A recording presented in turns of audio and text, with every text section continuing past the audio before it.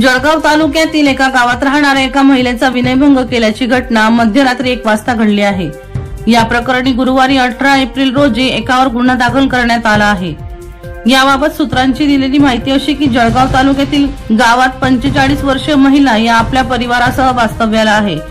शेती मजुरीचे काम करून ते आपला उदरनिर्वाह करत असतात। बुधवार 17 एप्रिल रोजी मध्यरात्री 1 वाजेच्या सुमारास महिला या घरात एकट्या असताना गावात राहणारा संशयित आरोपी जितेंद्र अशोक सोनवणे हा महिलेच्या घरात घुसून तिचा विनयभंग केला। तसेच महिलेच्या भावाला फोनवरून जीवे ठार मारण्याची धमकी देखील दिली। हा प्रकार घडल्यानंतर महिलेने जळगाव तालुका पोलीस ठाण्यात धाव घेऊन तक्रार दिली। त्यांनी दिलेल्या तक्रारीवरून दुपारी 3 वाजता संशयित आरोपी जितेंद्र अशोक सोनवणे यांच्या विरोधात जळगाव तालुका पोलीस ठाण्यात गुन्हा दाखल करण्यात आला आहे। दीपक राठोड यांचा रिपोर्ट DR न्यूज जळगाव।